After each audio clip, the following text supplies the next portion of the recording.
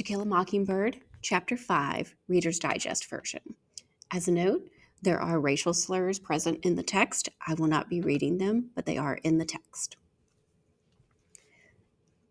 Thomas Robinson reached around, ran his fingers under his left arm, and lifted it. He had to guide his arm to the Bible. As he raised his right hand, the useless one slipped off the black binding. He was trying again when Judge Taylor growled, "That'll do, Tom." Tom took the oath and stepped into the witness chair. Atticus quickly induced him to tell us that he was 25 years of age. He was married with 3 children. He had once received 30 days for disorderly conduct. "What did the disorderly conduct consist of?" asked Atticus. "Got in a fight with another man. He tried to cut me." "Did he succeed?" "Yes, sir. You see, Tom moved his left shoulder. "Yes," said Atticus. "You were both convicted?" "Yes, sir. I had to serve because I couldn't pay the fine. Other fellow paid his'n." Dill leaned across me and asked what Atticus was doing. Jim said Atticus was showing the jury that Tom had nothing to hide. "Were you acquainted with Mayella Violet Ewell?" asked Atticus. "Yes, sir. I had to pass her place going to and from the field every day. I picked for Mr. Link Diaz." "Were you picking cotton in November?" "No, sir. I worked on his pecan tree and things, fall and winter time. I worked pretty steady for him all year round." "Tom, you say you had to pass the Ewell place to get to and from work. Did Miss Mayella Ewell ever speak to you?" "Why, yes, sir. I'd tip my hat when I'd go by, and one day she asked me to come inside the fence and bust up a chifferobe for her." "When did she ask you to chop up the chifferobe?" "Mr. Finch, it was way last spring. I remember because it was chopping time and I had my hoe with me. I said I didn't have nothing but this hoe, and she gave me a hatchet, and I broke up the chifferobe. She said, 'I reckon I'll have to give you a nickel now, won't I?' And I said, 'No, ma'am, there ain't no charge.' Then I went home. Mr. Finch, that was spring, over a year ago." "Did you ever go on the place again?" "Yes, sir. I went lots of times." Judge Taylor instinctively reached for his gavel, but the murmur below us died without his help. "Why did you go inside the fence lots of times?" "She'd call me in, sir. Seemed like every time I passed by she'd have some little something for me to do. Chopping kindling, toting water. She watered them red flowers every day." "Were you paid for your services?" "No, sir. Not after she offered me a nickel the first time. I was glad to do it. Mr. Ewell didn't seem to help her none, and neither did the chillun, and I knowed she didn't have no nickels to spare." "Where were the other children?" "They was always around, all over the place. They'd watch me work, some of 'em set in the window." "Would Miss Mayella talk to you?" "Yes, sir, she talked to me." As Tom Robinson gave his testimony, it came to me that Mayella Ewell must be the loneliest person in the world, even lonelier than Boo Radley. White people wouldn't have anything to do with her because she lived among pigs. Negroes wouldn't have anything to do with her because she was white. Tom Robinson was probably the only person who was ever decent to her. "Did you ever," Atticus said, "at any time, set foot on the Ewell property without an express invitation from one of them?" "No, sir, Mr. Finch, I never did." Atticus sometimes said that one way to tell whether a witness was lying or telling the truth was to listen rather than watch. Tom's denials were quiet, with no hint of whining. I found myself believing him. He seemed a respectable Negro, and a respectable Negro would never go into somebody's yard of his own volition. "Tom, what happened to you on the evening of November 21st of last year?" Below us, the spectators drew a collective breath and leaned forward. Behind us, the Negroes did the same. Tom Robinson was a black velvet Negro. The whites of his eyes shone in his face, and when he spoke, we saw flashes of his teeth. If his arm had not been crippled, he would have been a fine specimen of a man. "Mr. Finch," he said, "I was going home as usual that evening, and when I passed the Ewell place, Miss Mayella were on the porch. It seemed real quiet like, and I was studying why, just passing by, when she says for me to come help her a minute.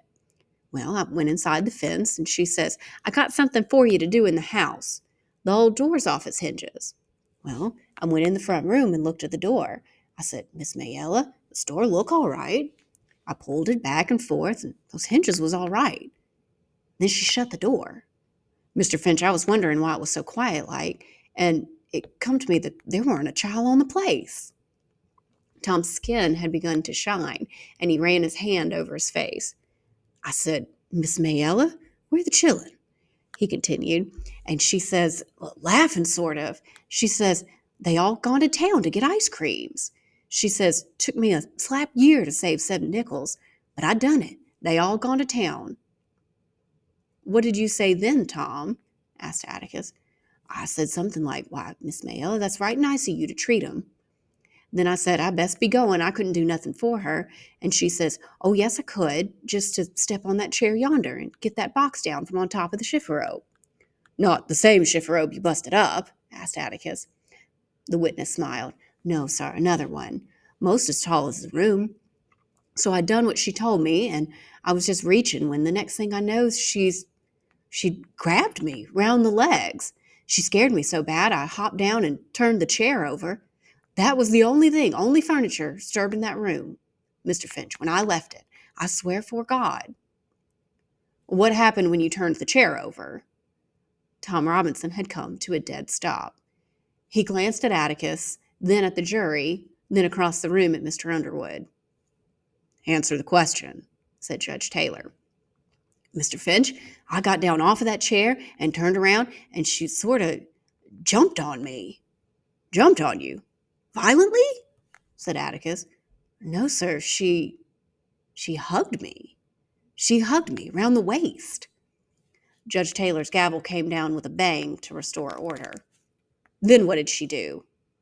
The witness swallowed hard. She reached up and kissed me side of the face. She says she never kissed a grown man before, and she might as well kiss a black man. She says, kiss me back. I said, Miss Mayella, let me out of here. But she got her back to the door. I didn't want to harm her, Mr. Finch, and I said, let me pass. But just when I said it, Mr. Ewell yonder hollered through the window. What did he say? Tom Robinson swallowed again, and his eyes widened. Something not fitting for these folks in Chillun to hear. Tom, you must tell the jury what he said. Tom shut his eyes tight. He says, you goddamn whore, I'll kill ya. Then what happened? Mr. Finch, I was running so fast I didn't know what happened. Tom, did you harm Mayella Ewell in any way? I did not, sir. Did you resist her advances? Mr. Finch, I tried. I tried without being ugly to her. I didn't want to push her or nothing. Later, I understood the subtlety of Tom's predicament. He would not have dared strike a white woman under any circumstances, so he took the first opportunity to run, a sure sign of guilt. Tom, go back once more to Mr. Ewell, said Atticus. Did he say anything to you? Not anything, sir. He were talking to Miss Mayella. Then you ran. I sure did, sir. I was scared. Why were you scared? Mr. Finch, if you were black like me, you'd be scared too. Atticus sat down. Mr. Gilmer was making his way to the witness stand, but before he got there, Mr. Link Diaz rose from the audience and announced, I just want the whole lot of you to know one thing. That boy's worked for me for 8 years, and I ain't had a speck of trouble out of him. Not a speck. Shut your mouth, sir. Judge Taylor was wide awake and roaring. Link Diaz, if you have anything you want to say, you can say it under oath at the proper time, but until then you get out of this room, you hear me? Looking daggers, Judge Taylor told the jury to disregard the interruption. He waited for Mr. Link Diaz to depart. Then he said, Go ahead, Mr. Gilmer. You were given 30 days once for disorderly conduct, Robinson? Asked Mr. Gilmer. Yes, sir. What did the other man look like when you got through with him? He beat me, Mr. Gilmer. Yes, boy, but you were convicted, weren't you?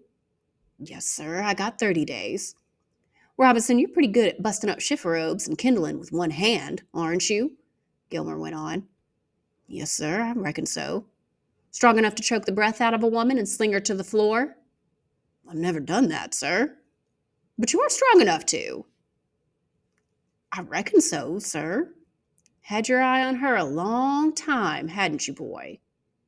No, sir, I never looked at her. Then you were mighty polite to do all that chopping and hauling for her, weren't you, boy? I was just trying to help her out, sir. That was mighty generous of you. You had chores at home after your regular work, didn't you? Yes, sir. You must have been pretty busy. Why were you so anxious to do that woman's chores? Tom Robinson hesitated, searching for an answer. Look, Looked like she didn't have anybody to help her, like I says. Mr. Gilmer smiled grimly at the jury. You're a mighty good fellow, it seems. Did all this for not one penny. Yes, sir. I felt right sorry for her. She seemed to try more than the rest of 'em. You felt sorry for her? You felt sorry for her. Mr. Gilmer seemed ready to rise to the ceiling. The witness realized his mistake and shifted uncomfortably in the chair. But the damage was done. Below us, nobody liked Tom Robinson's answer. Mr. Gilmer paused to let it sink in. Now, when you went by the house November 21st, he said, she asked you to bust up a chiffon? No, sir. She said she had something for me to do inside. She says she asked you to bust up a chiffon. Is that right? No, sir, it ain't. Then you say she's lying, boy? Atticus was on his feet, but Tom didn't need him. I don't say she's lying, Mr. Gilmer. I say she's mistaken in her mind. To the next 10 questions, as Mr. Gilmer reviewed Mayella's version of events, the witness's steady answer was that she was mistaken in her mind. Didn't Mr. Ewell run you off the place, boy? No, sir, I didn't stay long enough for him to run me off. If you had a clear conscience, why did you run so fast? Like I said before, it weren't safe for any black man to be in a fix like that. Were you scared you'd have to face up to what you did? No, sir. Scared I'd have to face up to what I didn't do. Are you being impudent to me, boy? No, sir. I didn't go to be. This was as much as I heard of Mr. Gilmer's cross-examination, because Jim made me take Dill out. For some reason, Dill had started crying and couldn't stop. Ain't you feeling good? I asked as we reached the bottom of the stairs. Come on out under the trees. Heat got you, I expect. We went out and I bought 2 Cokes, and we chose the fattest live oak and sat under it, sipping from our bottles. It was just that old Mr. Gilmer I couldn't stand, Dill said, doing him that away, talking so hateful to him. It made me sick, plain sick. He's supposed to act that way, Dill. He was cross-examining. Well, Mr. Finch didn't act that way to Mayella and old man Ewell when he cross-examined them. The way that man called him boy all the time and sneered at him and looked around at the jury every time he answered. That's just Mr. Gilmer's way, Dill. They do them all that way. Most lawyers, I mean. Mr. Finch doesn't. He's not an example, Dill. I was groping for a phrase of Miss Maudie Atkinson's. I had it. He's the same in the courtroom as he is on the public streets. Which reminded me that we were missing Mr. Gilmer's cross-examination. Come on, Dill. I said, you all right now? Yeah. Thanks for the drink. It was mighty settling. We raced back to the courthouse. Reverend Sykes had saved our seats. The courtroom was still, and Mr. Gilmer was writing on one of the yellow pads on his table. Atticus was making his speech to the jury. Absence of any corroborative evidence, this man was indicted on a capital charge and is now on trial for his life. I punched Jim. How long's he been at it?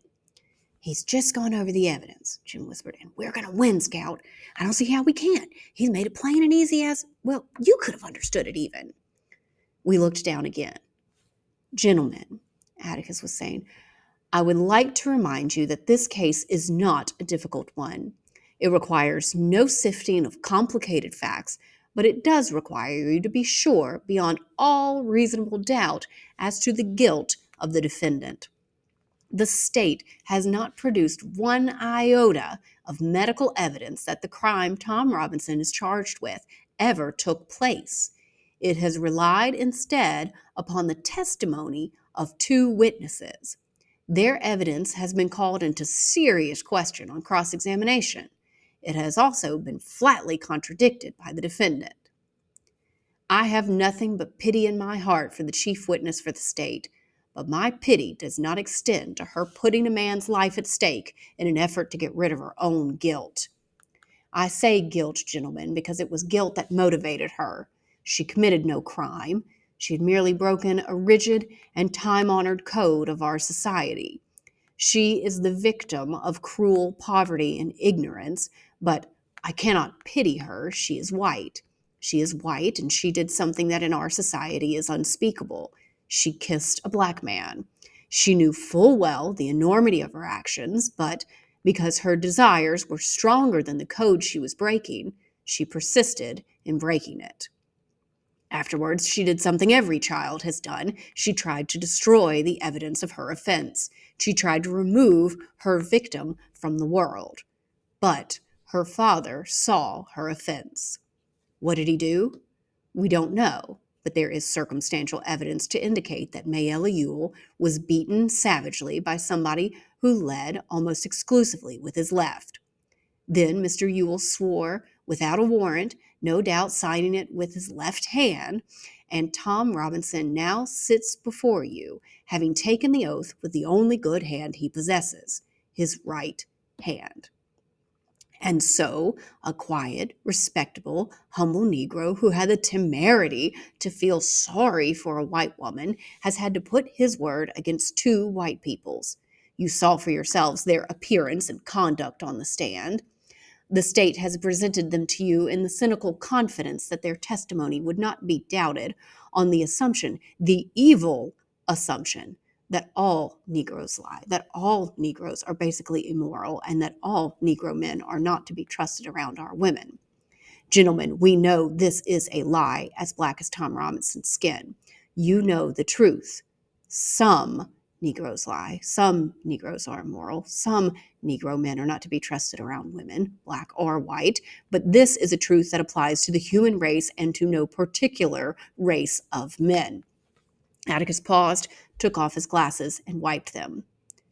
One more thing, gentlemen. Thomas Jefferson once said that all men are created equal, a phrase that the Yankees and the distaff side of the executive branch in Washington are fond of hurling at us. There is a tendency in this year of grace, 1935, for certain people to use this phrase out of context ridiculously. We know all men are not created equal. Some people are smarter than others. Some are born gifted beyond the normal scope of most men. But there is one institution in this country in which all men are created equal. That institution, gentlemen, is a court. Our courts have their faults, but in this country, in our courts, all men are created equal. But, gentlemen, any court is only as sound as its jury, and a jury is only as sound as the men who make it up. I am confident that you gentlemen will review without passion the evidence you have heard, come to a decision, and restore this defendant to his family. In the name of God, do your duty. Atticus's voice dropped, and he turned away from the jury. Dill suddenly reached over me and tugged at Jim. Look yonder. We followed his finger with sinking hearts. Calpurnia was making her way up the middle aisle, walking straight toward Atticus.